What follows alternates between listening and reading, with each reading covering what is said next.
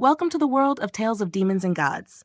This is the story of Nie Li's rebirth, a journey of redemption, love, and relentless battles. Let's dive into the world outside the Saint Ancestral Mountains, a land long occupied by snow-wind beasts. For centuries, the people within the mountains were cut off from the rest of the world, having no idea what lay beyond. During humanity's peak, powerful empires thrived, yet they all vanished over time. One city remained standing, thanks to its strategic and hidden location. Known as Glory City, it faced many devastating wars and beastly invasions, but was rebuilt again and again. These indomitable walls symbolize the resilience and hope of humanity. At the Holy Orchid Institute, students are buzzing with rumors about their new teacher. "I heard the new teacher is from the Sacred Family," one student whispers to his classmate. "She's a silver-rank demon spiritualist." The Sacred Family is one of the three major families in Glory City, and the mere mention of her background impresses the students. The teacher, a proud woman, explains the hierarchy of power. Demon spiritualists and fighters share the same 5 levels: bronze, silver, gold, black gold, and legend rank, each with different star levels. But unlike fighters, who rely solely on their strength, demon spiritualists can merge with demon spirits, gaining extraordinary powers. The teacher proudly reveals her own demon spirit, the Scarlet Flaming Fox, a gold rank beast. "After merging with my demon spirit, I gain its fire abilities and incredible strength." Suddenly, Nie Li, a student sitting quietly, becomes dazed, as if in a trance. Light rays pierce the clouds, and he seems to awaken suddenly, realizing something profound has happened. Nie Li looks down at his hands in shock. They are smaller. Why are my hands smaller? Where am I? He remembers fighting against the Sage Emperor and the 6 deity beasts until his very last breath. He realizes he is back in the Holy Orchid Institute, a place he left long ago. He exhausted all his strength in that battle, and now... Could it be that I have been reborn? He wonders in disbelief. Nie Li spots familiar faces: Yeziun, Lu Piao, and Duze. They are all alive. He smiles softly as he realizes that he has returned to the past. "This isn't a dream, right?" he murmurs to himself. "It must be the Temporal Demon Spirit book," Nie Li thinks. He looks around, but the book is no longer with him. It had always been by his side since the day he obtained it, stained with his own blood after countless battles. Nie Li is convinced that it was the book that brought him back to his 13-year-old body. He remembers his previous life, how Glory City fell under the furious onslaught of the snow-wind demon beasts. The guardian of Glory City, legend-ranked demon spiritualist Ye Mo, died in battle. Only a few thousand survivors managed to escape, fleeing to the endless desert to the east of the mountains. Nie Li recalls the journey through the desert and how, one by one, his companions fell to the hardships. Under the threat of death, the survivors huddled together, desperately holding on to hope. "I ended up surviving the journey," Nie Li thinks, the memories flowing back. After escaping the desert, he traveled throughout the Divine Continent, encountering others who survived and having numerous mysterious adventures, including obtaining the Temporal Demon Spirit book. But it was all too late. He had been too weak. When Glory City fell, his family and friends died, and Ye Ziyun perished during their desperate escape. "When I died, I wished to return to the days when I had first met her," Nie Li recalls, "if the heavens were to give me a second chance. And it seems that they have." Nie Li clenches his fist, determination in his eyes. "The heavens have granted me a second chance. This time, I will make sure that Glory City isn't destroyed again." If it weren't for the destruction of Glory City, Ye Ziyun, the daughter of a lord, wouldn't have looked twice at someone like me, from a declining family, Nie Li admits to himself. "But now that I've been reborn, that won't be a problem. With the knowledge from the Temporal Demon Spirit book, I will become stronger." His classmate nudges him, curious. "Nie Li, why are you smiling?" "Just happy to see you, my good brother," Nie Li replies. Another classmate, Lu Piao, grabs Nie Li in a headlock. "Who's a good brother with you, you weirdo?" he protests jokingly, but Nie Li just smiles warmly. "No matter what you say, in my heart, you are my good brother." Lu Piao huffs and mutters, "Weirdo." Nie Li is approached by a student from one of the noble families.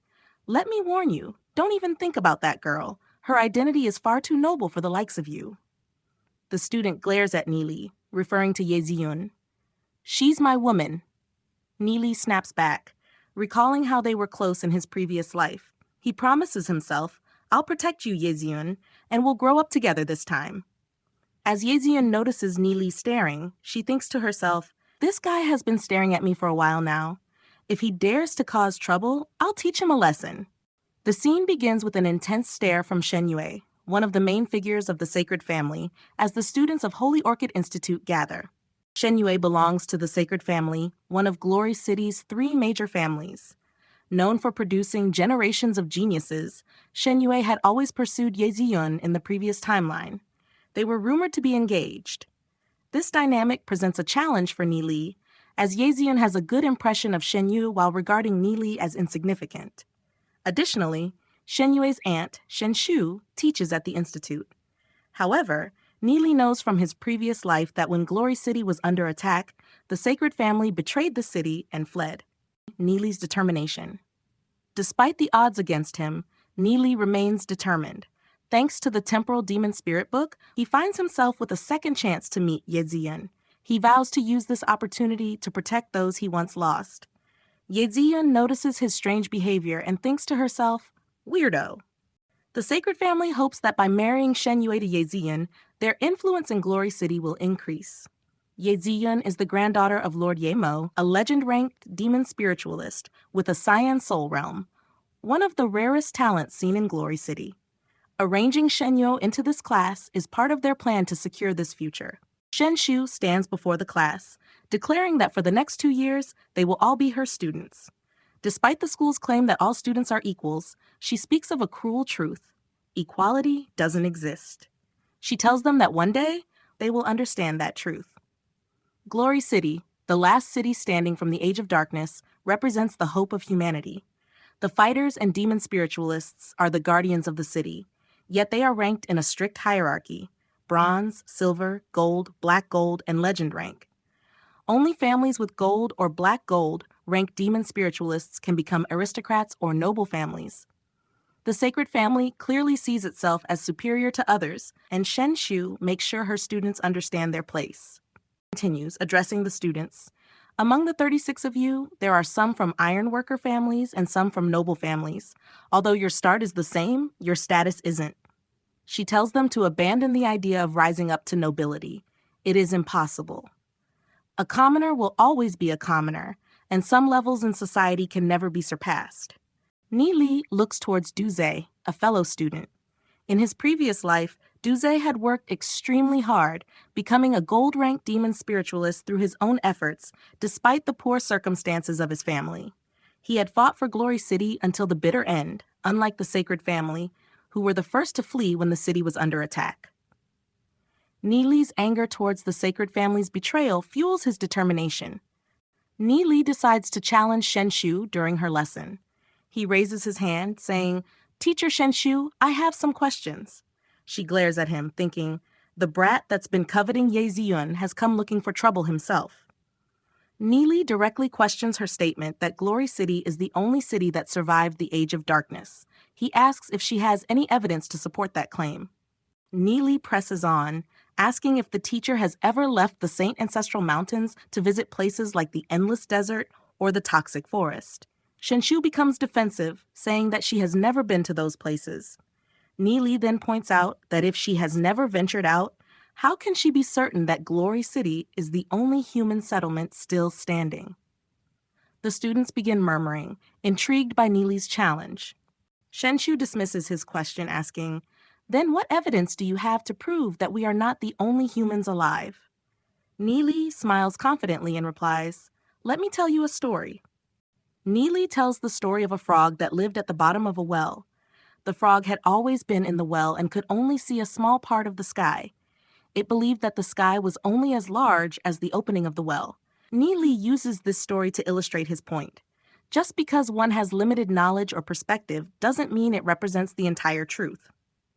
The frog was only viewing the sky from the well, Nie Li says, directly challenging Shen Shu's narrow view of the world. Shen Shu is infuriated, and Nie Li's classmates react in awe. Some find Nie Li to be hilarious for speaking out against the teacher, while others find him interesting and brave for his audacity. The class is alive with chatter, amused at the unexpected confrontation between Nie Li and the teacher. Nie Li isn't finished yet. He raises his hand again, saying, "Teacher Shenshu, I have another question." Annoyed, Shenshu retorts, "What questions do you still have?"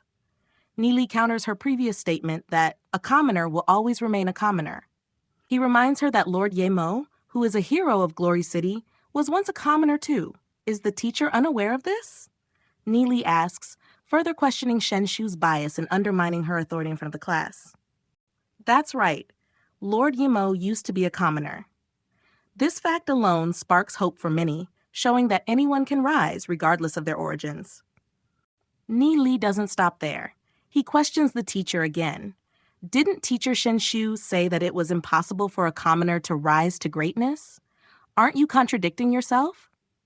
He reminds the class of Lord Yemo's journey, being the only one in Glory City's 100-year history to reach the peak from such humble beginnings. He is a prime example that everyone's potential is limitless if they are willing to work hard. Shenshu, irritated by Nie Li's words, retorts angrily. She calls him a smartass and questions whether putting things that way could change the harsh reality. She points out that there were many like Lord Yemo who tried and failed, unable to even become fighters. She dismisses Nie Li's ambitions, saying that with his talent, he will only ever reach bronze rank in his lifetime. Becoming a demon spiritualist is simply impossible for someone like him. Shenshu doesn't stop there. She continues to belittle Nie Li, declaring that he is inferior to even the weakest of commoners. With such talent, even within your family, you wouldn't receive any attention. She accuses him of hiding behind arrogance to mask his own low self-esteem and suggests that without Ye Ziyun, she wouldn't even consider him a classmate. According to her, Nie Li is only fit for the lower classes of Glory City. Despite her harsh words, Nie Li stands firm. He boldly questions Shenshu. Do you think that a soul realm decides a person's future? He accuses her of only defending the gifted and mocking the mediocre, all while standing there and preaching principles. Nie Li sees her actions as trying to cover up her despicable character. Shenshu, growing more furious, demands silence, shouting, "Who do you think you are to discredit your professor?" But Nie Li doesn't back down. He declares that he feels ashamed to have a teacher like her. He guarantees that many commoners in this class will exceed her expectations and achieve unimaginable accomplishments. Instead of nurturing her students patiently, she uses harsh words to demoralize them. He makes it clear, you are not worthy to be a professor. Despite acknowledging his weak talent, Nie Li proclaims that one day he will become a legend-ranked demon spiritualist like Lord Ye Mo and marry the most beautiful woman in Glory City. Shenshu laughs at Nie Li's ambitions, calling his words the funniest joke she's ever heard. A red soul realm thinking it could become a legend-ranked demon spiritualist? Ridiculous. She reminds everyone that even Lord Yemo in his youth had a cyan soul realm, a talent far beyond Nie Li's. She believes success can't come from hard work alone. Nie Li, however, doesn't waver. He declares that one day he will prove everyone wrong with hard facts. He knows Shenshu's heart is full of contempt, and he urges her to learn more earnestly. Nie Li is confident. Aptitude doesn't determine a person's worth. The weak can defeat the strong, and they can overcome even the heavens. Practitioners are already challenging the impossible by defying fate, and that's exactly what Nie Li plans to do. Nie Li believes that without a continuous fighting spirit and without the courage to turn the impossible into possible, even extraordinary talent is worthless. He then proposes a bet. Teacher Shenshu, how about making a bet with me? In the upcoming test in 2 months, I will reach bronze rank as a demon spiritualist. If I fail, I will quit this school. However, if I succeed, you must resign. How about it? Shenshu laughs again, mocking Nie Li's arrogance. She scoffs at his belief that he could raise his soul force from 5 to 100 in just 2 months. Why would I not dare? She replies. Shenshu agrees to the bet, but not without reminding Nie Li of his arrogance and lack of respect for his teacher. She declares that for the next 2 months, he will stand at the back of the classroom while listening to lessons. As Shenshu accepts the bet, she tells Nie Li not to regret it later. The classroom erupts. Some laugh, imagining the future legend-ranked demon spiritualist being punished to stand during class. They taunt Nie Li, warning him not to cry later. Many see his actions as egoistic, but Nie Li remains steadfast. Another student decides that if Nie Li is punished for standing up for commoners, they can't just sit down and do nothing. That student stands up and says, "Since you like standing, then you can stand together with him." Others join in solidarity, standing up in support of Nie Li. Nie Li, curious, asks, "Why are you here?" One of the students smiles and says, "Sitting down is pretty boring. I feel more relaxed standing up. Can't I?" Nie Li, seeing the solidarity of his classmates, smirks and thinks to himself, "This guy." Nie Li realizes the courage and loyalty of his classmates. Despite the risk, they are willing to stand with him. He even made a big bet to prove his point. One of his friends adds, "Nie Li seems like a reliable person. I'll support him till the end." With this group of brothers standing beside him, Nie Li feels a sense of camaraderie. He thinks to himself, "With this bunch of brothers, it doesn't feel that bad." Teacher Shinshu continues her lecture. The results of everyone's Soul Force test are announced. Among the students, Yeziun stands out with a Cyan Soul Realm and a Soul Force of 86, putting her on the verge of reaching 1-star bronze rank. Shen Yue and Xiao Ninger also show promise, each having a green Soul Realm with a Soul Force of 78. The teacher congratulates these talented individuals, showcasing their exceptional abilities. A Cyan Soul Realm and a Soul Force of 86, Yeziun is a rare talent who might even reach legend rank someday. Xiao Ninger, the first child of the Xiao family, one of the 7 noble families, also possesses impressive talent. Before Glory City fell, she had already become a silver-rank demon spiritualist. Together, she and Ye Ziyun were known as the twin stars of their generation. To curry favor with the major families, the Xiao family forced Xiao Ninger to marry into the sacred family and wed Shen Yue's elder brother. However, she was unwilling and left her family, disappearing into the St. Ancestral Mountain's Black Devil Forest. Nie Li thinks to himself, "If given the chance, I will help her." The upcoming fighter and demon spiritualist test in 2 months is a critical opportunity. Shenshu hopes that a few more students will reach 1-star bronze rank to bring pride to the Holy Orchid Institute. Teacher Shenshu explains that achieving a soul force of 100 is the threshold for becoming a 1-star bronze rank demon spiritualist or fighter.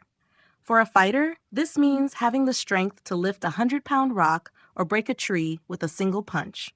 Becoming a demon spiritualist is even harder, with soul force divided into 7 different colors: red, orange, yellow, green, cyan, azure, and indigo. For most people, possessing a red soul realm means becoming a demon spiritualist is practically impossible. People with orange or yellow soul realms are better suited for training, but only those with green or cyan soul realms are considered extraordinary talents. Only those with green or cyan soul realms have the potential to become 1-star bronze rank within half a year.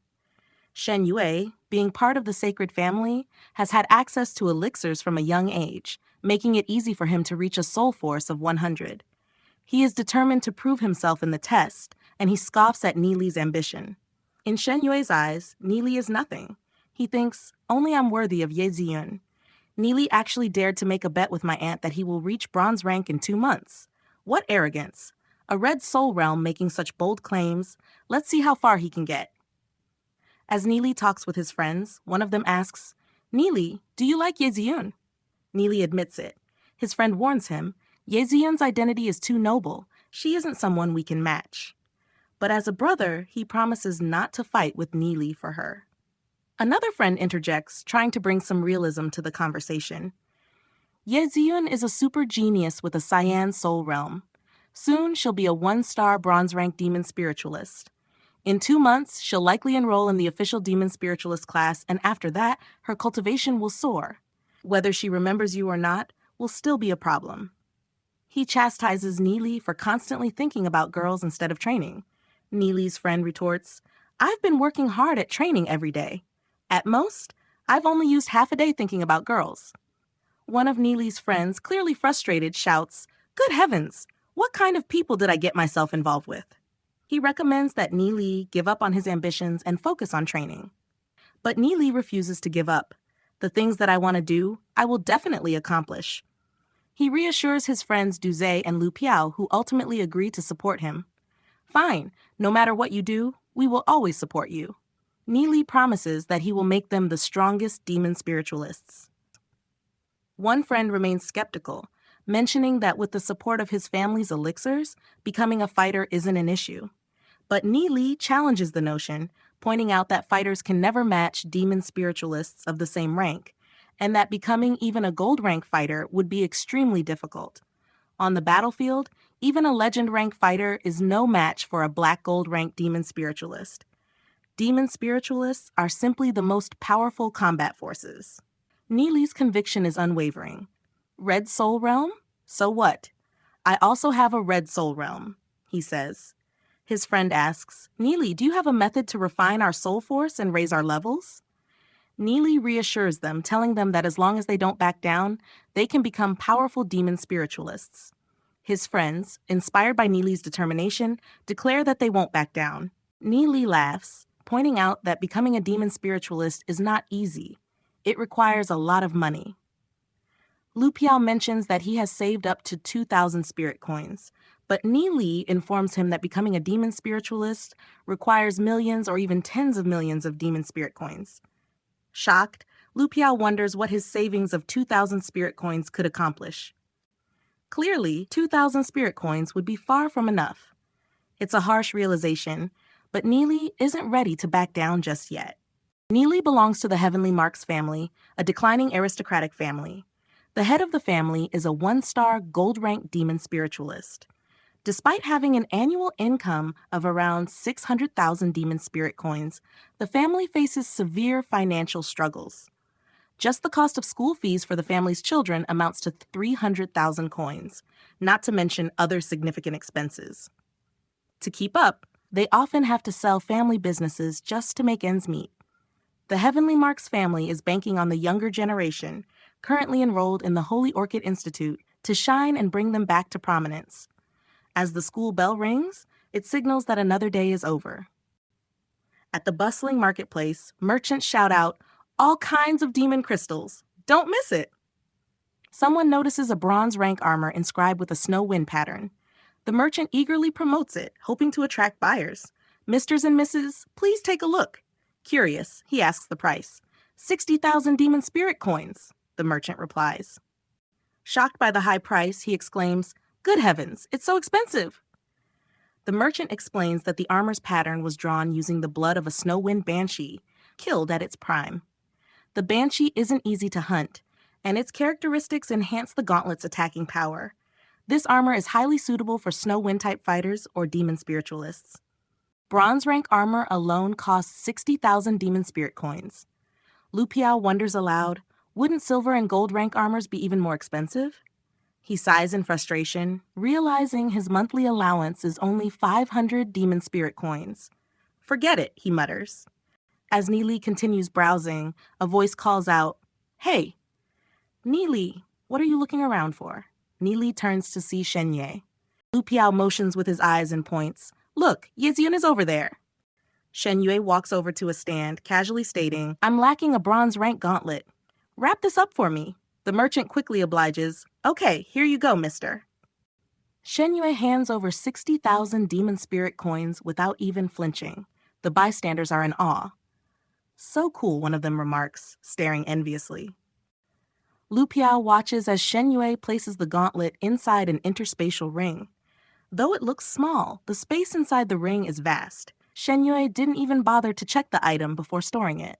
Lu Piao can't help but think, tyrant, easily forking out 60,000 coins and having an interspatial ring. Duze says to Nie Li, "How can you compete with someone like him? Better give up now." Despite Shen Yue's flashy display, Nie Li knows what Ye Ziun truly wants is friendship. In his previous life, she had longed to be friends with Xiao Ninger, but their social statuses pulled them apart. Realizing this, Nie Li thinks, money doesn't matter to her. What exactly is her family background? He concludes, Ye Ziun won't fall for moves like that. A thought crosses his mind, and Lu Piao adds jokingly, "Surely she doesn't like girls, right?" Determined to make his move, Nie Li says, "Let's go, I'm starting my plan." He turns to Lu Piao, instructing, "Go buy 2 crossbows and 500 bolts. Each crossbow costs 160 demon spirit coins, and the bolts are 30 coins each. Don't get cheated." They plan to meet at the school's training grounds. Lu Piao looks confused. "Nie Li, have you bought them before?" You're so clear on the price. Nie Li admits that although it's his plan, his monthly allowance is only 50 coins, so he needs their help. Hey, Nie Li chuckles. Nie Li and Duze head out to buy black pool grass. They also gather some lower fusing agents and finally locate the zoysia grass they need. Nie Li explains their use. Black pool grass has a weak paralysis effect, generally used to smear on wounds as a pain reliever. Duze asks, "What are you planning to do?" Nie Li smirks. Zoysia grass is a common weed, but if used together with a fusing agent and black pool grass, it can greatly strengthen the paralysis effect. Duze questions, "How strong is the paralysis effect?" Nie Li admits, "It doesn't work on ordinary demon beasts, it's weaker than low-grade paralysis agents. But did you realize that horned sheep never eat zoysia grass? Confused, Duze asks, "Horned sheep?" Nie Li grins, "Let's go." Duze then wonders, "Nie Li, are you an alchemist?" Nie Li reflects on his past life. Back then, he only had limited knowledge of alchemy, and Glory City's standards were far too low. They couldn't even be considered real alchemists. During his travels, Nie Li visited the toxic forest, where the people there survived countless attacks from venomous demon beasts. They were the true alchemists. Compared to them, I would be considered amazing. Nie Li says confidently. He knows that Lu Piao should be waiting for them by now. Okay, let's head to the training grounds. They arrive at the training grounds, facing towering doors. Such tall doors, Duze says in awe. The training grounds were established by the legend-ranked demon spiritualist Lord Yimo and the principal of the school, who is a black gold-ranked demon spiritualist. Nie Li mentions that he has only been here a few times. Lu Piao, Duze calls out, seeing that Lu Piao has arrived even later than they did. Lu Piao just laughs, seemingly unconcerned. Lu Piao proudly presents the battle armor he managed to acquire. Nie Li, slightly annoyed, corrects him. "I said crossbows and arrows." The training grounds are specifically for those below silver rank. Every year, experts from Glory City capture low-level demon beasts and place them here. Students can hunt them to obtain fur, demon crystals, and other valuable materials. First, let's go to the guard post to confirm our student identities. Then we can enter, Nie Li suggests. With our current strength, we'll hunt the horned sheep. Although they're herbivores, we still need to be careful. As they prepare to enter, a nearby monster looks on, clearly shocked by Lu Piao. The horned sheep is a type of herbivorous, low-level demon beast. Though they usually do not initiate attacks on people, they have a terrible temper and are highly territorial. As soon as they detect intruders, they will attack without hesitation. Lu Piao complains loudly, "That bastard Nie Li actually made me act as bait. Oh my god! This horned sheep is so scary. Shoot it quickly." He frantically runs, shouting, "Damn it, this guy! We agreed for him to stand still." Did it dodge?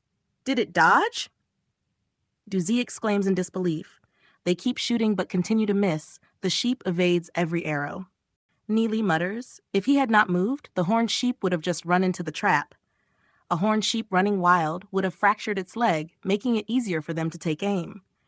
As the situation unfolds, Duze gulps nervously while arrows fly by, and the sheep lets out a roar. Lu Piao shouts, "Did it miss again? You guys actually made this kind of mistake. I've really made the wrong friends." He yells in frustration, "This horned sheep seems to be mad. Damn it. I can't reload in time. What now, Nie Li?" Duze cries out in desperation as the horned sheep continues to charge at them. The horned sheep lets out a faint baa. Duze smirks, thinking, "Never imagined that this drug would be so effective." With a click and a sudden crash, the monster died. Lu Piao is incredulous. "Eh? What drug?" "This is a horned sheep that could defeat 2 one-star bronze fighters." Nie Li explains, "It's the anesthetic drug we specially concocted for the horned sheep." Lu Piao, still upset, scolds, "Nie Li, do you know how dangerous it is to be the bait? Because of you, my butt was almost split open." Nie Li calmly responds, "If you hadn't run like that, the horned sheep would have fallen into the trap long ago." Lu Piao concedes, "Ah, is that so?" While Duze praises Nie Li's archery skills, "Your skill is truly remarkable. You shot a running horned sheep from its blind spot." A normal person wouldn't have this kind of archery skill even after 10 years of training. Nie Li, realizing he might have revealed too much, downplays it. "I might have shown too much skill there. After all, I'm only 13 years old now." He adds with a grin, "Aha, is that so? Quickly, tidy up."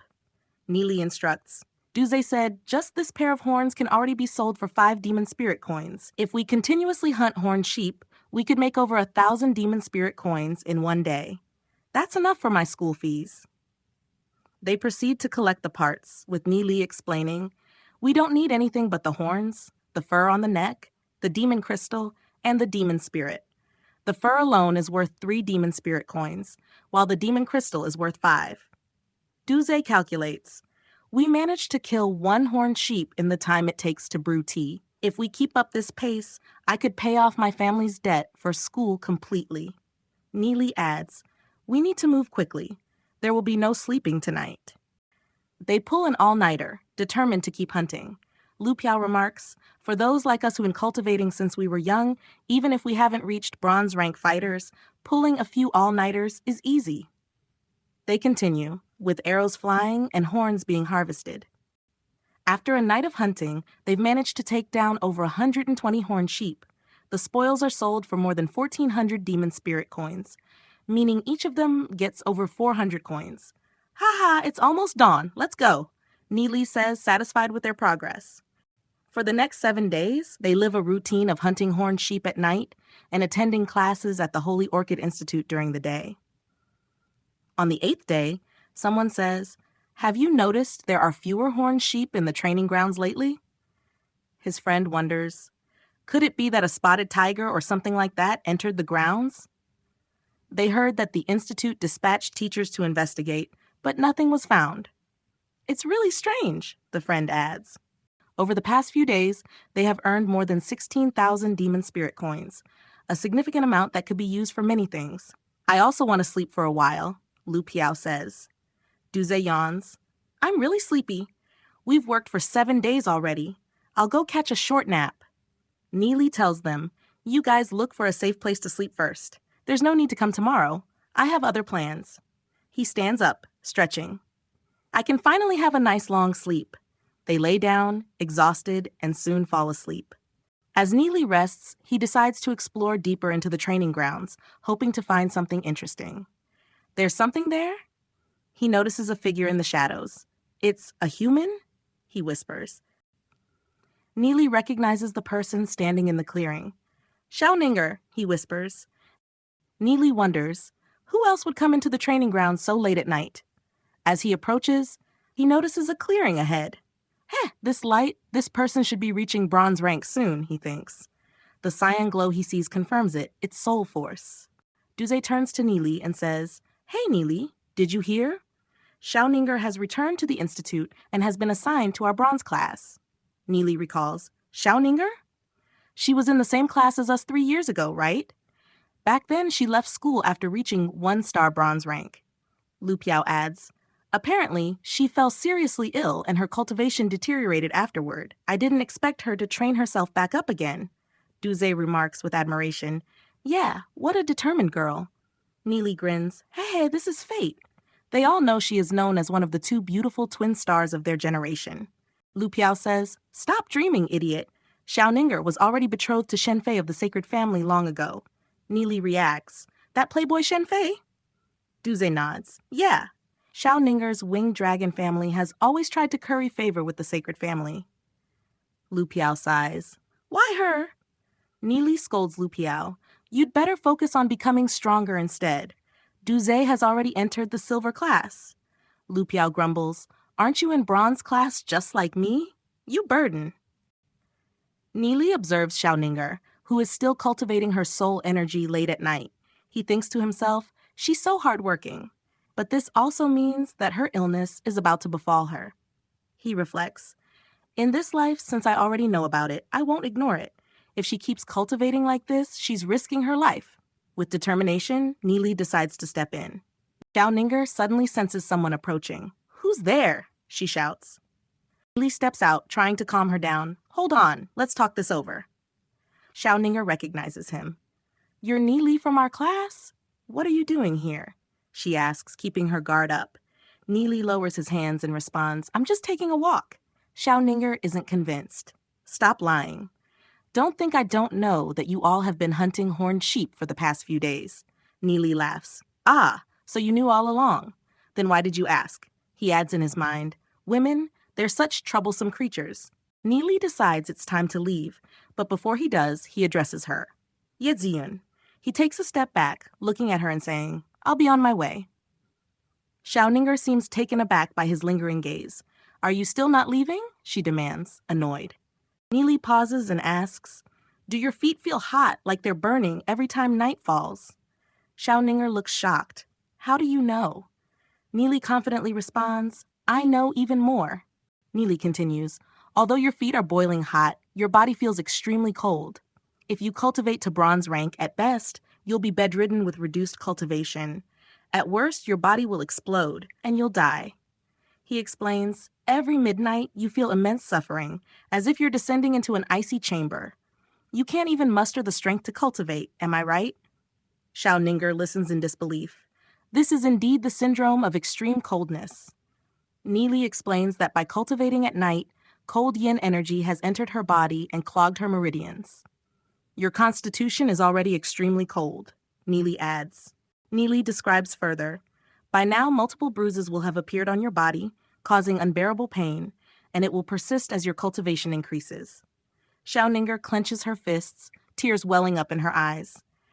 I spent so much effort, cultivated like crazy to avoid marrying someone like Shen Fei, to take control of my destiny, and now you're telling me I'll die because my body will explode?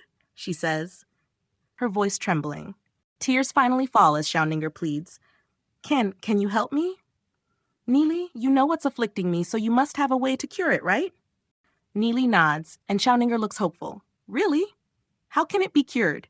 Nie Li explains, the extreme coldness syndrome isn't an incurable disease. It's recorded in the library of the Holy Orchid Institute. He goes on, it can be treated with a special redirection technique involving massage to warm your meridians and dispel the bruises. You'll also need to take medicine made from golden thread grass and heavenly bell grass every day. With your current condition, you should be able to recover in about a month. He emphasizes, most importantly, you must promise not to cultivate your soul energy in the middle of the night. Xiaoninger nods hesitantly. Nie Li, he shouldn't be trying to trick me. Okay. Nie Li suddenly says, let me take a look at your soul cultivation technique. Xiaoninger is taken aback. Eh? Expecting Nie Li reaches out, give it here.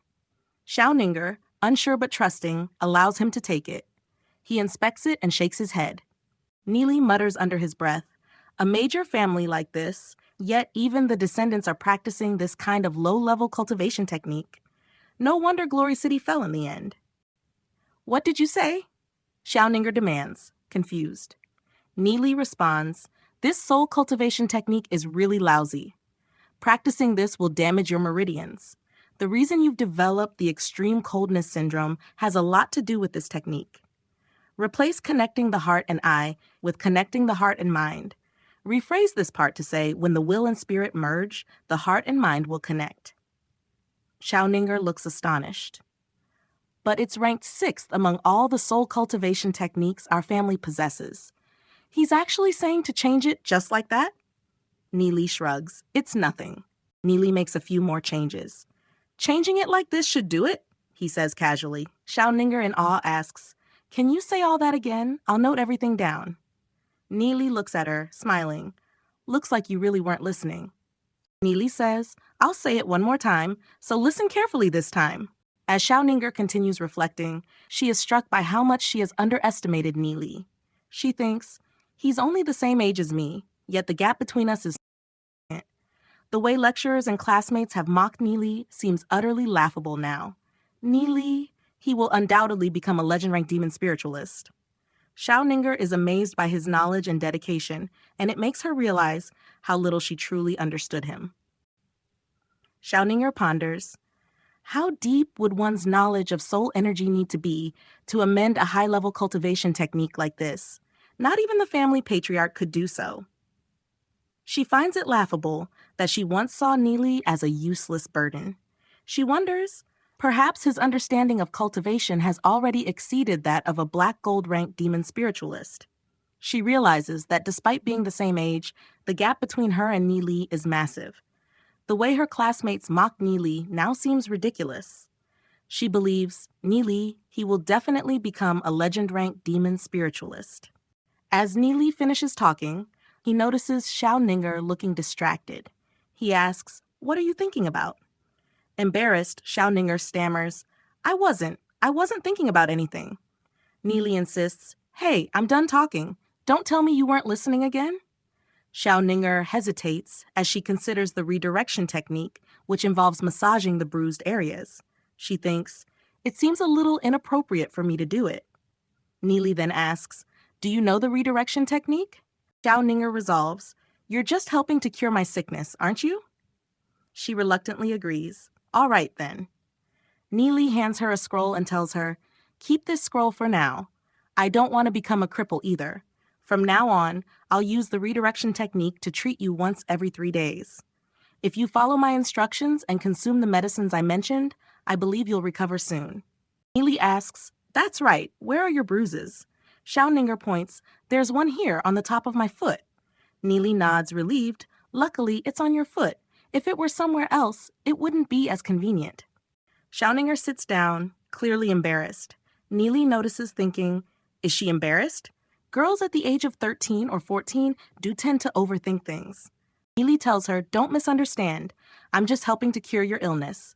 The one I like is Yejian." Xiao Ninger looks away, muttering, I'm happy to have made your acquaintance, and I hope we can become friends." Nie Li presses on her foot, beginning the treatment. Nie Li warns her, "The first time will hurt a bit. Please bear with it." Xiao Ninger gasps in pain, lowering her head. Nie Li observes, "As expected of someone as beautiful as Yeziun, only 13 years old, and she's already exhibiting the potential to create trouble." Xiao Ninger starts to feel some relief as she says, "The intense pain has subsided quite a bit. Now it feels itchy, as though hundreds of ants were crawling around inside." She thinks back. The bruises started appearing 6 or 7 months ago and caused excruciating pain. I managed to bear it with sheer willpower, but heaven knows how hard it was. She smiles at Nie Li. "Thank you, Nie Li." Nie Li finishes the treatment and says, "It's done. For a while after this, there may still be some residual pain, but focus on recuperating and there shouldn't be any major issues." Xiao Ninger thanks him, but then hesitates.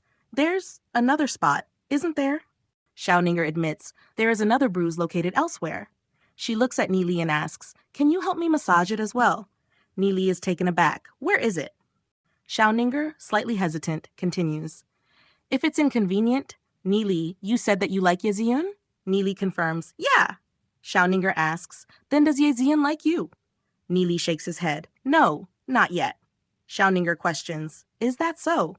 Nie Li replies with confidence, "She will come to like me." Xiao Ninger smiles slyly. "Haha, so it's actually a one-sided romance? Why do you have so much confidence?" She can't help but wonder, why does he have such confidence? Xiao Ninger reflects, "If my illness continues untreated, I will be left behind by my peers. Those who are ill shouldn't avoid treatment. If it's Nie Li who's treating me." She trembles slightly, deciding, "It's not something I can't accept." Xiao Ninger, holding back her emotions, thinks, "If my illness is not treated, I will definitely fall behind the geniuses among my peers." She resolves, "Those who are ill should not avoid treatment. If it's Nie Li who's treating me, it's also not something unacceptable." Despite the uncertainty, she places her trust in Nie Li, knowing this is her chance to change her fate. Nie Li blushes. Nie Li feels slightly awkward about where the treatment needs to take place. He wonders, isn't this a bit inappropriate? But then he reassures himself, "I'm actually a decent guy." He reaches out to start the treatment, but Xiao Ninger glares at him. Trembling slightly, Nie Li thinks, "For the purpose of giving treatment to heal someone, I can't worry about too many things." As Nie Li carefully examines the bruise on Xiao Ninger's chest, he gulps. The color is much deeper compared to the one on the top of her foot.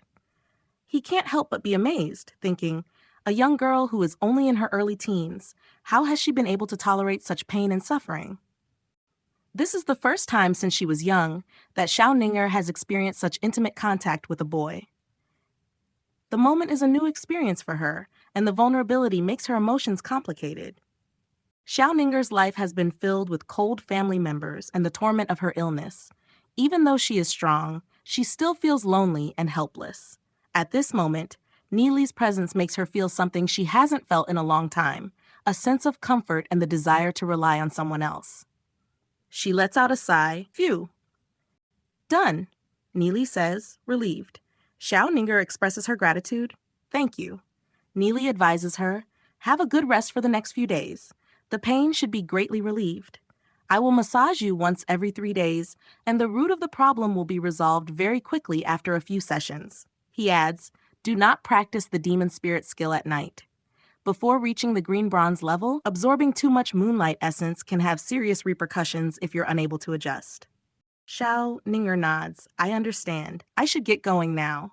She stands up, saying earnestly, thank you so much, Nie Li. If it weren't for you, I don't know how bad the situation would have gotten if I had continued practicing like this. As she gets up, she adds, Nie Li, you have helped me a lot. If you ever need my help in the future, I will go all out to help you. Nie Li smiles and replies, if I need help, I'll definitely look for you. As Nie Li watches her leave, Xiao Ninger's parting words linger in his mind. He thinks to himself, Nie Li, what kind of person are you? The scene shifts, and the sound of snoring fills the air as Nie Li finally gets some well-deserved rest after the day's events. The classroom is noisy with constant chattering as students discuss their day and upcoming events. Lu Piao sighs, today is Instructor Shenchu's class. It's going to be standing punishment again. Duze grins, heh, wait till the test in 2 months. Once Nie Li reaches Green Bronze Star Level 1, he can skip her class forever. Shen Yue laughs dismissively. What a joke. If talentless trash like him can upgrade to Green Bronze Star Level 1 within 2 months, then the sun is going to rise from the west. Another student mutters nervously, I'm finished. I didn't learn a thing. Every class just talks about noble affairs. Duze confidently adds, Nie Li has already led us to earn 16,000 demon spirit coins in a few days. I'll believe in whatever he does. Lu Piao calls out, Hey, what are you playing? Let me see. His friend laughs, Haha, if you can grab it, then I'll give it to you. Duze turns to Nie Li and asks, Nie Li, if we don't go hunting goats, what do we do next? Duze nudges, Hey, daydreaming again? How do you plan to get close to Ye Ziyun? Nie Li responds, I told you you'd find out after school. Lu Piao laughs, Haha, and make her like you? It's so smelly. They all burst out laughing as Lu Piao exclaims, What the hell, is it a farting silverworm? Ha! Another kid comes over and says, Nie Li, let's play together. But Nie Li stands up and retorts, Get lost. Play by yourself. Someone notices, is Xiao Ninger headed towards Nie Li's direction? Another classmate smirks. Did Nie Li antagonize Xiao Ninger? Haha, Nie Li, this fella. They all watch with curiosity as she approaches.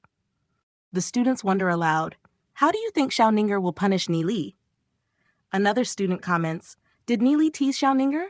Really, someone like him should be punished. Someone else adds, Nie Li's spirit soul power is only 5. I bet he's going to be thrown out. Lu Piao says anxiously, Hey, what do we do if Xiao Ninger beats Nie Li up? The 3 of us aren't a match for her. Duze remains steadfast. Helping out is a must. Duze suggests, let's observe the situation first. Lu Piao thinks, Nie Li is always causing trouble, daring to antagonize her. Then, seeing Xiao Ninger approach, Nie Li greets her. Hi, what's the... Can't help but feel a bit awkward, recalling the events from the previous night. Xiao Ninger hands Nie Li a small package, saying, This is breakfast that I have made. Nie Li is surprised. As he takes the food, a classmate yells to Duze, Why are you standing at my place, you bastard? Xiao Ninger continues, I had no idea what kind of food you like, so I made a few different types. Nie Li is left stunned by her gesture. Everyone is shocked as Xiao Ninger makes her move, surprising Nie Li with breakfast. Someone exclaims, Is she opening with the breakfast attack? Another student asks in disbelief, Breakfast? The entire classroom falls into stunned silence. The whole class is left speechless, unable to hide their surprise at what they are witnessing. Someone is stunned and thinks to himself, Am I still asleep? There's no pain? Is this a dream? The other students around are also whispering, Goddess Xiao actually delivered breakfast to that piece of trash Nie Li. Is it because he talked back to the lecturer and got punished? Another student shouts, I want to talk back to the lecturer too. Shen Yu, watching from afar, shakes his head, realizing it's real. No, it's not. What's happening? How is it that Xiao Ninger has actually taken a liking to Nie Li and has even taken the initiative to show her affection, he mutters. She's supposed to be engaged to my elder brother. Yeziun also wonders, that's strange. Why would she do this for a boy with no achievements? Xiaoninger then speaks up. Nie Li, can I sit down and eat with you? Someone talks to Duze saying, please don't sit on me. Xiaoninger asks, can I? Duze and Lu Piao cheer silently to themselves. Say yes, say yes. Nie Li smiles. All right. Xiaoninger sits down with Nie Li. Xiaoninger calls out to her friends, Lu Piao, Duze, come eat with us as well. Lu Piao can't believe it. Ah, can I? His face brightens up as he thinks, Goddess Ninger actually said my name out loud. Sob, I'm just going to go ahead and share Nie Li's glory then. Duze and Lu Piao eagerly join them. Duze laughs and shouts, Oi, use chopsticks. Lu Piao says, when did you hit it off with our goddess Ninger? Spill the beans. Nie Li grins, she's just an ordinary friend.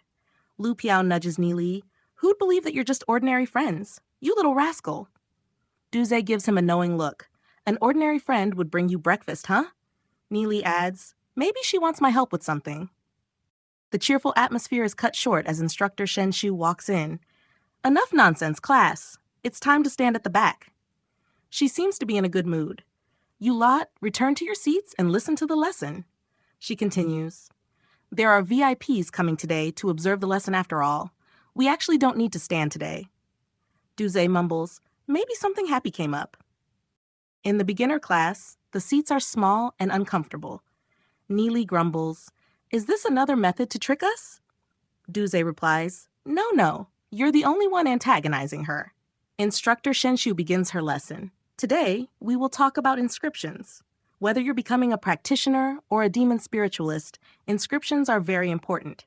She explains that inscriptions are divided into two types: device inscriptions, which enhance equipment and increase combat prowess, and battle inscriptions, which are used in scrolls. Instructor Shen Shu continues. Battle inscriptions are etched onto scrolls and activated with spirit soul power to generate explosive combat prowess. She explains the history. Inscriptions are the accumulation of our ancestors' wisdom, perfected over 1,000 years. However, due to the Dark Ages, Glory City has only inherited a small portion of the original inscriptions. She goes on to classify them into three types: Snow Wind inscriptions, Sacred Fire inscriptions, and Battle Edge inscriptions, each having different elemental properties. Vice Principal Ye Sheng observes the class with Vice Instructor Lu Ye. Ye Sheng notes, descendants from the sacred family possess quite profound knowledge. Instructing this group of kids is more than adequate.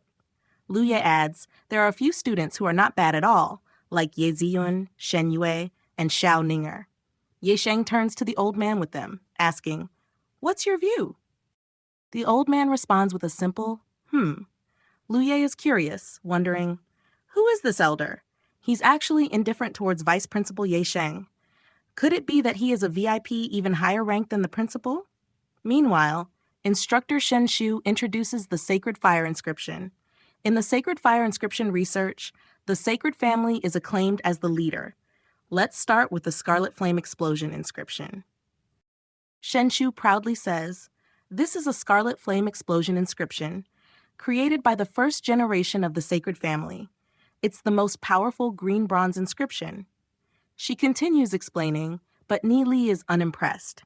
He recalls his past life, in which he wandered the continent and gathered vast knowledge. Nie Li thinks, the achievements of Shen Shu's family can't compare with the knowledge I've gathered. Tired, Nie Li decides to rest, saying, I haven't slept for the past 7 days. I'll rest for a little while. Yi Sheng notices and gets angry. This boy, daring to sleep just after class begins. He is embarrassing our Holy Orchid Institute. Lu Ye says, apprentice introductory classes will inevitably have a mix of talents and delinquents. I'll teach this student a good lesson after I return. Shen Shu glares at Nie Li. Nie Li, you again. You actually dare to sleep during my class. The rest of the class waits, thinking, Nie Li is doomed this time. He dared to sleep in her class. Shen Shu approaches Nie Li, waking him up. What do you want? Nie Li demands. Shen Shu asks, daring to sleep in my class. You understand everything already? Nie Li responds nonchalantly, yes, I understand everything already. Shenshu, visibly frustrated, points at the inscription on the board. Fine, then tell me about the inscription up here. Nie Li squints at the inscription and responds, "This is a low-level fire class inscription, which can reluctantly be counted as a green-bronze grade, formed from the 38 Methods Foundation inscription. Its power is very low, but it can still be used to boil water." The class erupts in laughter. "He didn't listen at all. It's clearly from the 36 Methods Foundation," someone says. Shenshu is furious. "To say that my clan's passed down green bronze inscription is used to boil water?" Xiao Ninger watches the scene unfold. She thinks, Nie Li is actually very talented. Why does he hide it and act dumb? While the class laughs, Ye Sheng tries to correct Lu Ye. It's not funny. The red blaze scorching explosion inscription stems from the 36 Methods Foundation inscription. However, from your understanding, to say that it's 38 methods is also not wrong. The vice principal sighs, recognizing Nie Li's skill even if it was unconventional. After reaching a certain level in inscription research, one might discover that the so-called Scarlet Flame Explosion inscription is actually composed of two other basic inscriptions. These inscriptions originate from the Book of Divine Lightning Fire, Volume 7, where they were originally named Lightning Flame Burst Inscription. Comprised of 60 method inscriptions, this technique is more complex than previously thought. However, the Sacred Family's version seems to be a distorted copy. Nie Li states boldly that the inscriptions were altered, making them ineffective in real battle. Instructor Shenshu immediately protests. There is no such scripture known as the Book of Divine Lightning Fire. She's visibly upset. Nie Li remains calm. He confidently says, Instructor Shenshu must be very well educated to claim that books she hasn't read don't exist. A student borrows a book from the library. This is a copy of the Book of Divine Lightning Fire. It contains only the first volume, translated into our language, but the rest is still in the ancient language of the Snow Wind Empire. Vice Principal Ye Sheng sends someone to the library to retrieve a copy of Volume 7 to verify Nie Li's claim. When the book arrives, Ye Sheng opens it and locates Volume 7, page 30, as instructed by Nie Li. The page reveals a diagram that perfectly matches the so-called Scarlet Flame Explosion inscription. Instructor Shenshu's confidence wavers. She tries to accuse Nie Li of slander, but Nie Li remains undeterred. He points out, this book predates the Sacred Family's first generation. Isn't it too early to claim originality, Instructor Shenshu? Nie Li continues, calling out the Sacred Family for its actions. The Sacred Family has always portrayed itself as the inheritor of divine inscriptions, claiming they created these techniques and saved Glory City from despair. Yet, in my previous life, the Sacred Family hid its strongest members in the Patriarch Mountains while others fought, allowing the west gate they guarded to fall and forcing the survivors to abandon their home. The revelation leaves Instructor Shenshu furious, but others in the class are shocked. Vice Principal Ye Sheng confirms the match between the book's inscriptions and those used by the Sacred Family, leaving everyone speechless. It's exactly as Nie Li said, someone exclaims. Instructor Shenshu, backed into a corner, argues, perhaps my first-generation ancestor referenced this from somewhere. So what? Nie Li counters, citing demon spiritualist regulations. According to Regulation 161, if you copy inscriptions from other spiritualists, you must cite the source and not claim it as your own. Shenshu grows more agitated, showing her lack of familiarity with the regulations, which Nie Li points out smugly. Shenshu tries to downplay the revelation. If the first-generation household head referenced the lightning flame inscription to learn its good points, that's one thing. But directly taking half of the inscription and announcing it as self-created, that's going too far. She adds, perhaps there were reasons that couldn't be revealed. The class grows uneasy. Nie Li's criticism of the Sacred Family is considered a bold and dangerous move. The class is abuzz with whispers. The first-generation head of the Sacred Family is supposed to be a gold-ranked demon spiritualist, renowned for their inscriptions, someone mutters. Nie Li makes it clear that while many noble families have copied inscriptions from classical texts, they always gave proper credit. He emphasizes that the true conduct of a noble demon spiritualist is to cite sources and maintain transparency, something the sacred family has clearly failed to do. Shen Yue steps forward to defend his family's honor. He proclaims, "Our sacred family has lived for over 3 centuries, standing at the summit of Glory City. It is not for you, the child of an ordinary family, to slander us." He goes on to make excuses, saying, "When we discovered the inscription in our ancestors' notes, we assumed it was an original creation. Mistakes like this are common." Nie Li isn't fazed, thinking, "The sacred family speaks with a forked tongue, always pushing responsibility away." Nie Li remains defiant despite Shen Yue's threats. He recalls that in his previous life, Shen Yue had almost married Ye Ziyun, but fled when the snow wind monsters attacked. Shen Yue tries to intimidate Nie Li, emphasizing his own status as a member of a prominent family. Nie Li knows, though, that Glory City's strict laws provide him with some protection, even from the sacred family. He thinks sarcastically, "Won't the sacred family ensure my safety, or will they let an incident with me leave a stain on their reputation?" Shen Yue clenches his fists, thinking to himself, "Detestable, Nie Li?" His resentment towards Nie Li grows as he contemplates recent events. The Book of Divine Lightning Fire is brought forward. It is an ancient text, written in a mysterious and ancient language that very few can understand. Ye Sheng whispers, "The sacred family's inscription being copied is quite a scandal."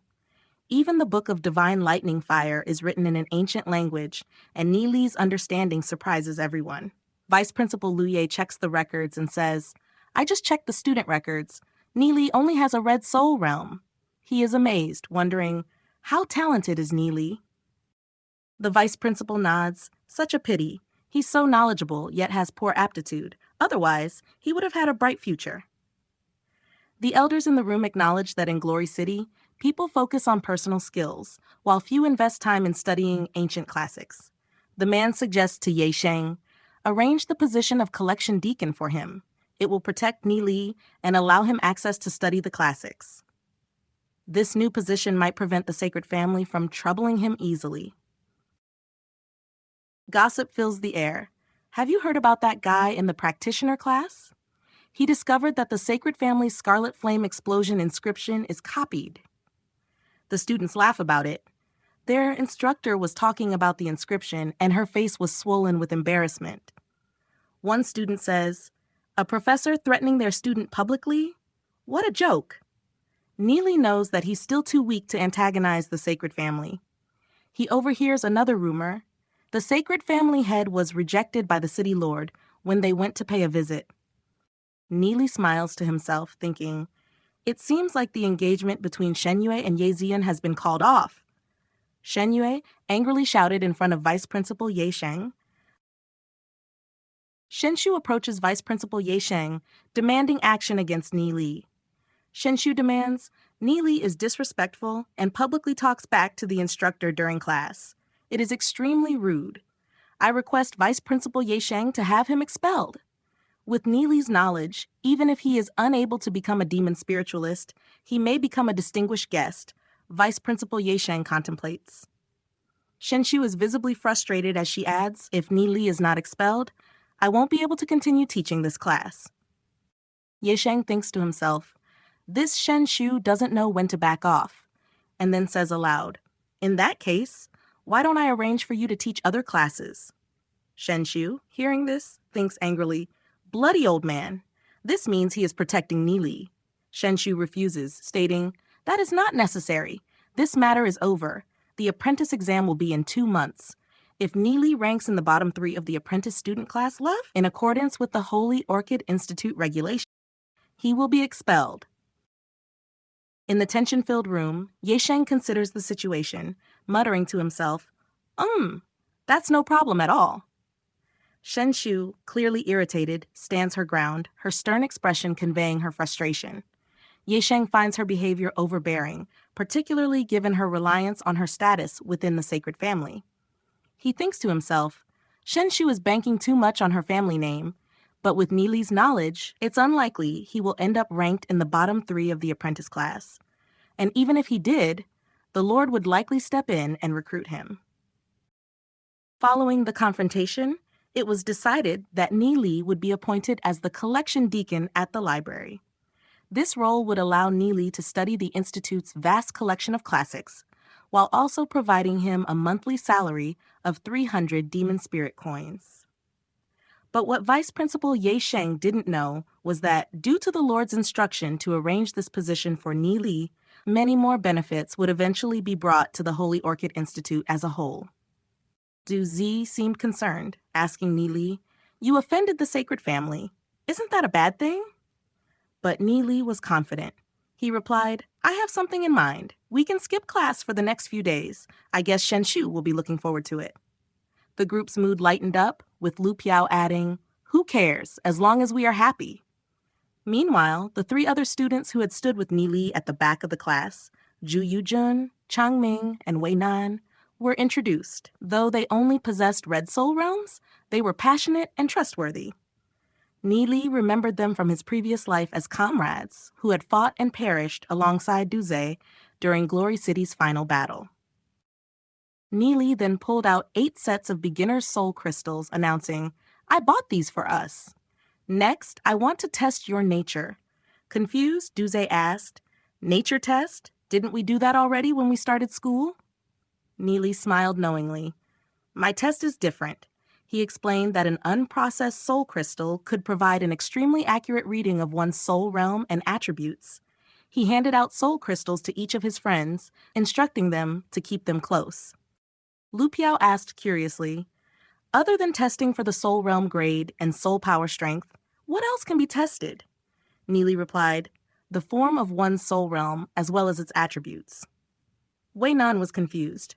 "What does that mean?" Nie Li explained further, "This crystal can be used for soul power below 500. Once you exceed 500, you'll need an intermediate crystal." Ju Yujun, looking at the soul crystal, was in awe. "Ah, this soul crystal costs more than 1,000 demon spirit coins. How could we accept such an expensive item?" Chang Ming and Wei Nan also hesitated, not wanting to accept such a valuable gift. Duze stepped in.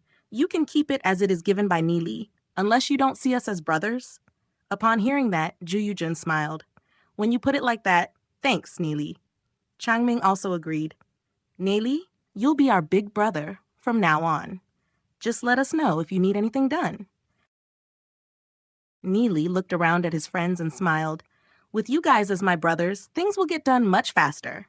He then turned to Duze and said, "Duze, you'll take the test first. It will be the same as when we started school." Lu Piao observed as Duze began the test, remarking, "Duze, you've improved very quickly. You've already reached 52 soul power." Nie Li revealed Duze's unique abilities.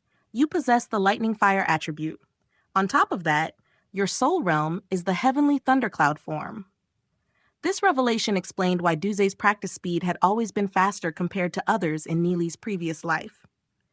Nie Li thought back, realizing that in his past life, Duze had practiced the sacred fire inscription, limiting his growth to gold level 1. Duze seemed puzzled. What is a lightning fire type and the heavenly thundercloud form? Nie Li smiled and elaborated. Every person's unique talent and character are represented by their soul realm color, ranging from red, orange, yellow, green, indigo, blue, to purple. While some soul realms are easier to cultivate, that doesn't mean a red soul realm is useless. With the right techniques, even a red soul realm can display explosive power.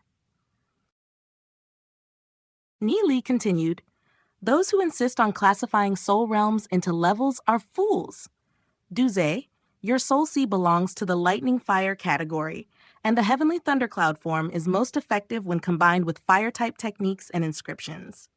The Tianlin demon beast is the most suitable demon spirit for you. If you practice these techniques, your potential will be shocking.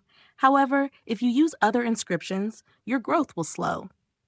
Duze sighed. "Too bad Glory City's lightning fire techniques are incomplete. Even if they are recorded in the classics, they are all written in ancient languages." He looked at Nie Li with hope. "That's right, Nie Li." Duze is deep in thought, astonished by Nie Li's abilities. He realizes Nie Li can even understand the Book of Divine Lightning Fire from the library. Curious, Duze asks Nie Li, "You talked about the Book of Divine Lightning Fire during class. Do you know about other lightning fire techniques?" Nie Li, with a confident smile, responds, "Of course." Nie Li assures Duze, "There's nothing to worry about with me around. I've memorized all 69 chapters of the Book of Divine Lightning Fire. The techniques are very strong." He contemplates for a moment, considering various options. Heavenly Scarlet Lightning Technique? No, it's too potent and can easily disrupt the flow of energy. How about Heavenly Chilin Technique?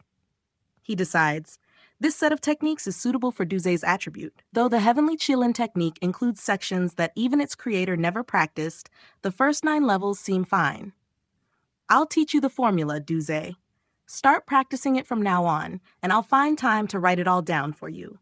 Achieving level 9 is already incredibly powerful, and the remaining 3 levels will depend on your fate. Duze nods, determined. I've memorized it, he replies confidently. Duze silently chants the Heavenly Chilin technique formula. He feels a surge of energy. Such a strong technique. Simply chanting the formula has activated my soul realm, Duze exclaims. My soul power is increasing. I can feel it. Nie Li smiles. In the next few days, I'll write down the detailed technique for each level for you. Duze feels hope ignite within him. He thinks, it's possible. I can do it. I can change the fate of my clan and my parents.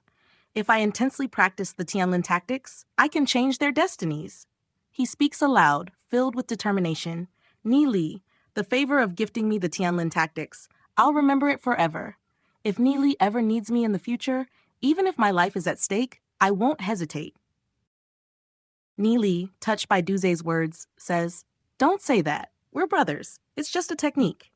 Lu Piao jumps in, laughing. Listening to your conversation is giving me goosebumps. Brothers must share both fortune and hardship together.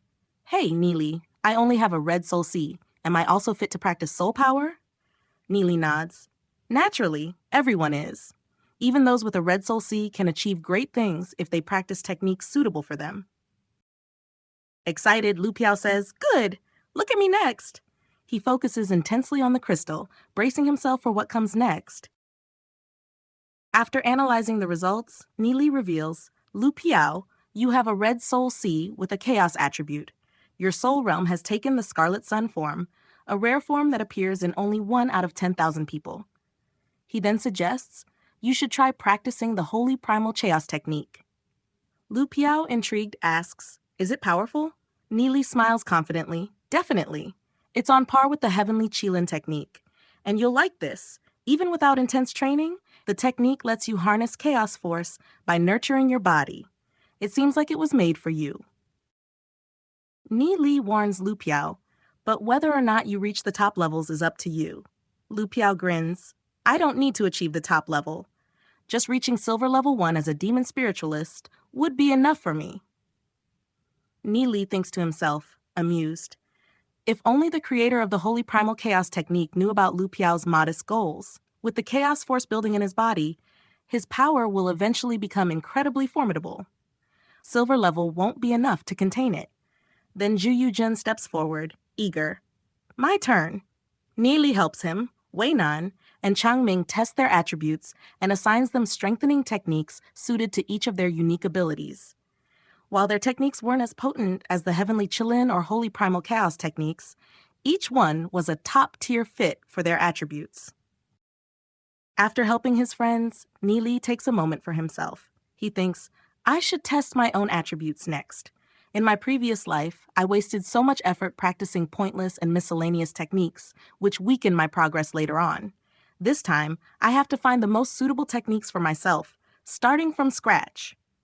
Nearby, Lu Piao can't help but laugh, while Duze sternly tells him, Don't laugh! Nie Li observes his soul power, realizing it's still at 5. His soul realm, a red soul C, is in a scattered form with no attributes.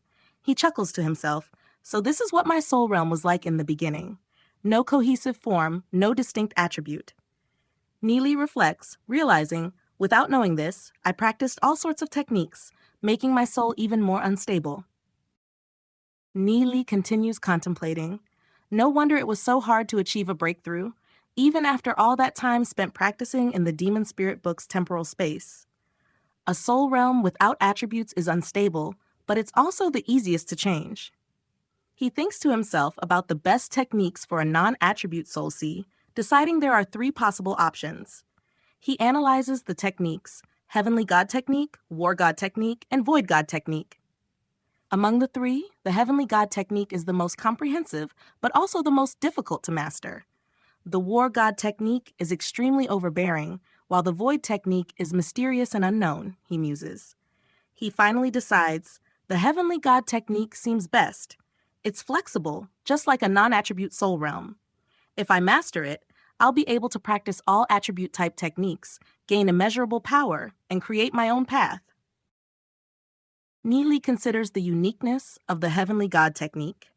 With normal techniques, the soul seed can only contain one spirit, which can be replaced when a stronger one is found, he explains in his mind. But by practicing the Heavenly God Technique, my soul realm can contain up to 7 different attribute spirits. Each combination will result in an explosive increase in power, something unimaginable. Despite the challenges, Nie Li is resolute. So what if my training speed is slower by practicing the Heavenly God Technique? This is the true path to greatness. I'll start by focusing on the basics, strengthening the foundation, and increasing my spiritual level step by step. Lu Piao and Du Zhe watch Nie Li start his training.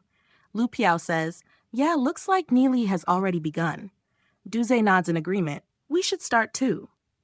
Nie Li, meanwhile, thinks to himself, "I shouldn't focus on how fast I can train. Instead, I need to build a strong foundation step by step." In the days that follow, Nie Li and his group stay in the library's room to practice, only taking breaks for eating and resting. By the 3rd day, Nie Li checks his progress. His soul power reaches 30 points. He chuckles, "Hehe, I wonder what Shen Shu will think when she sees this." Xiao Ninger is seen thinking to herself, "They've been absent for a few days. It's almost time for my treatment. Did Nie Li forget about it?" Meanwhile, Yezhun notices Ninger being distracted and thinks to herself, "Ninger has been daydreaming a lot recently. Could she be in love with Nie Li? What's so special about that guy?" Shen Shu turns back during her lesson, her thoughts dripping with disdain. Practicing hard somewhere. Does Nie Li think that by practicing he can raise his soul power from 5 to 100 in just 2 months? He's nothing but a useless piece of trash with a red soul realm. He'd better be prepared to quit school in 2 months. That's the price for talking back to me. She then lectures the class aloud. Among the 7 colors of the soul realm, red is the lowest grade. Only a handful of red soul realms have achieved silver rank in all of Glory City's long history. Unless a miracle happens, a red soul realm's power is limited to about 600, with the difficulty increasing more and more as they progress. After class, students gather, chatting about Nie Li's bold claim that he can raise his soul force from 5 to 100 in just 2 months. One of them says, "Truth be told, isn't that a bit too much?" Another agrees, "Yeah, even a genius with a green soul realm might not be able to do it." Despite their doubts, they can't help but root for him. "But I hope Nie Li achieves it. I really hate that hypocritical instructor," one adds. "Ah, me too," someone chimes in, though hope seems distant. Later in the evening, as Lu Piao leans back, full from dinner, Du Zhe shares some good news. "Nie Li, my soul strength has reached 89 points. I think I can break through to bronze 1 star in a week." Nie Li nods, encouraging him. "Not bad. Looks like within 2 weeks, all of you might be breaking through to bronze 1 star. Du Zhe, Lu Piao, and the others discuss the need for elixirs to speed up their cultivation. "We're improving so fast without elixirs. If we had them, imagine how much faster we'd progress," Lu Piao says excitedly. Chang Ming, though, brings up the harsh reality. "But where would we even get elixirs? The cheapest ones cost at least 10,000 demon spirit coins each." Du Zhe adds, "Yeah, even after killing horned sheep and earning 16,000 coins, we only have about 10,000 left after buying the soul crystals." Nie Li reassures them, "Don't worry, you guys keep cultivating, and I'll think of a way to make that 10,000 multiply." The others look at Nie Li, surprised but hopeful. Lu Piao offers to accompany Nie Li, asking, "Will you be okay on your own? Need me to come with you?" Nie Li thinks to himself about Xiao Ninger, remembering that he needs to help treat her illness tonight. He declines Lu Piao's offer, saying, "No need. You just keep focusing on training." Lu Piao jokes, "All right, but don't complain in the future when I leave you behind in cultivation." Duze laughs, teasing Lu Piao, "With your attitude, you'll lose that head start to Nie Li anyway." Lu Piao rolls his eyes. "Why do you have so much to say?" The group laughs. Meanwhile, Yejun is standing alone, engrossed in a book. She's studying diligently. Nie Li spots Yeziyun from a distance. He tries to calm himself, thinking, "All right, calm down. How should I approach her without startling her?" He quickly excuses himself from the group, saying, "You guys keep training. I've got something to settle." Lu Piao points out, "The door is over there," curious where Nie Li is headed. As they notice who Nie Li is approaching, Wei Nan laughs. "Wow, it's Yeziyun." Lu Piao declares, "Nie Li's making his move." As Nie Li approaches, Lu Piao comments, "I bet Nie Li gets ignored within 15 minutes. Duze adds, "I hope he doesn't suffer too much." Ye Ziyun, meanwhile, is reading the Book of Divine Lightning Fire. She looks perplexed, thinking to herself, "The content after Chapter 2 is all in an ancient language, completely unreadable, but Nie Li understood it, even remembering the inscriptions. I always thought that at our age, I was one of the best. I never imagined the difference between us could be this big." Nie Li approaches confidently. He notices how she holds the book and thinks, "Judging by the way she's holding it, she's comparing our knowledge. I know her too well." He finally speaks, asking casually, "What's wrong? Are you also interested in the Book of Divine Lightning Fire?" Ye Ziyun steps back slightly and responds, "Yes, this book is so intriguing, but after skimming through it, I realize I can't comprehend most of it." Lu Piao observes from afar, whispering, "She actually admitted she couldn't understand the book and took a step back, making things seem friendly. Nie Li lost this round." Wei Nan is impressed. "What poise?" Nie Li, meanwhile, explains to Ye Ziyun, "This scripture uses the ancient language of the Snow Wind Empire. Since that empire was from so long ago, the language is difficult to understand. But if you study the Black Gold Empire's language first, it'll be much easier." Ye Ziyun starts piecing things together, recalling, "The Black Gold Empire. Before the Dark Ages, there were 3 major documented eras: the Holy Spirit Empire, the Snow Wind Empire, and the Sacred Empire. The Black Gold Empire was likely a major power that existed during the Snow Wind Empire era." She thinks to herself how knowledgeable Nie Li is. "He must be spending a lot of time in the library," she concludes, admiringly. Nie Li then tells her, "But learning a language just to read one book is unnecessary. Besides, given your attribute, the lightning fire category isn't the best fit for you." This catches Ye Ziyun off guard. She asks, "Oh, then what's suitable for me?" Nie Li confidently responds, "The snow wind category." Her thoughts race as she wonders, how does he know that? "My attribute was tested by my grandfather using a secret hereditary technique, something not known outside my family, and it requires a huge amount of soul power." Nie Li continues, "With your family background, they probably tested your attribute but not the form of your soul realm. The technique you're using now may not even be suitable." Ye Ziyun, puzzled, asks, "Form of the soul realm?" It was something she had never heard about before. Nie Li suggests, "Why don't I help you test the form of your soul realm sometime?" Alarmed, Ye Ziyun thinks of the test her grandfather conducted. If it's the same, there would be direct skin contact. Quickly she blurts out, "No need." Nie Li looks a bit taken aback by her sudden rejection.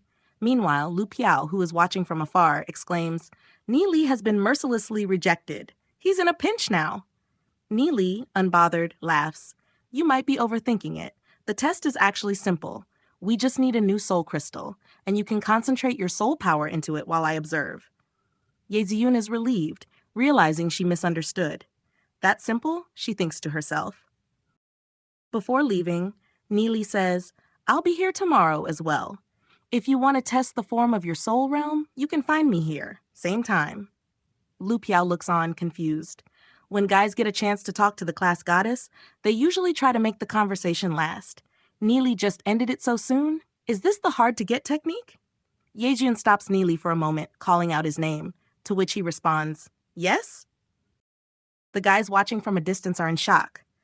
"Oh, Yeziyun actually called out to Nie Li," says one of them. Duze shakes his head, realizing they underestimated Nie Li. Ju Jin adds, as expected of the boss, first Xiao Ninger, now even Ye Ziyun is on board. Ye Ziyun then says to Nie Li, your knowledge of inscriptions seems very profound. I wonder if I could consult you about it? Nie Li nods and says, sure, knowledge is meant to be shared.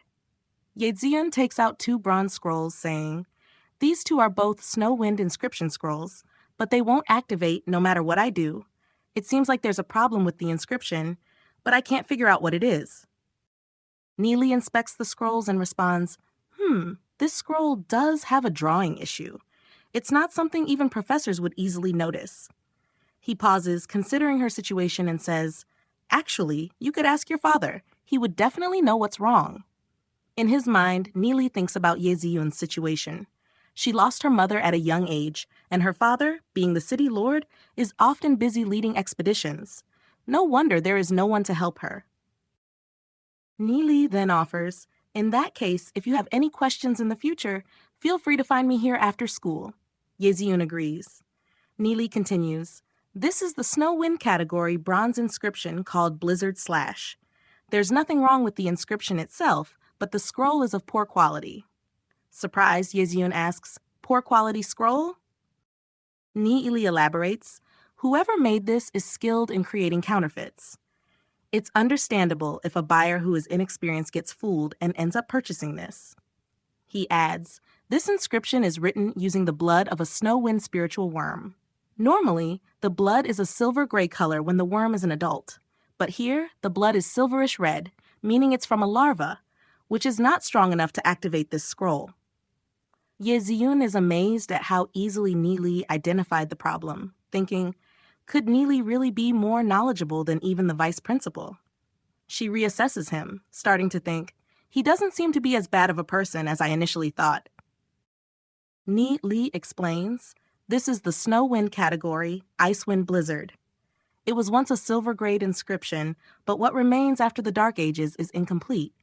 The descendants tried to fix it, but it dropped in grade to become a bronze grade inscription. Ye Ziyun is puzzled, thinking, Icewind Blizzard was once silver grade. How come I've never heard of that? Nie Li continues, after being patched up, the structure became unstable, making it unreliable. He then suggests, let's head over to the table and talk more. I want to change the structure of the inscription. Surprised, Ye Ziyun asks, change it? How? In her mind, she thinks, my grandfather is a legend rank expert who creates inscriptions, but even he never claimed he could modify a complete inscription. Nie Li looks around asking, do you have a pen? Ye Ziyun hands him a pen, and Nie Li is impressed. A silver horn pen? Good stuff. There's a brief moment of hand contact, and Ye Ziyun wonders, was that on purpose? No, I'm probably overthinking it. Nie Li sketches quickly, then lifts the pen. This is the complete version of the silver grade Icewind Blizzard inscription. It's derived from the 36 basic inscription methods, and this structure is now stable. Ye Ziyun is in awe as she examines the revised inscription, thinking, it's twice as complex as the original, and he completed it in such a short time. I actually can't understand it anymore after his modifications. She thinks, keep it for now. I'll find someone to make it into a scroll when I get home. In the distance, Duze observes, impressed. They're actually having a conversation. Ye Ziyun is asking Nie Li about cultivation and inscriptions. Ye Ziyun gives Nie Li a thoughtful look. Nie Li, thank you for your explanations. Don't forget our promise. She stands up, seemingly satisfied. Before leaving, Ye Ziyun turns back. Same place tomorrow. I won't leave until you come. Nie Li smiles, feeling happy. As Ye Ziyun leaves, Nie Li thinks to himself, hey, first encounter and already managed to have a decent conversation with her. It's not going too bad. He decides, time to leave. But suddenly, Shenyue appears out of nowhere.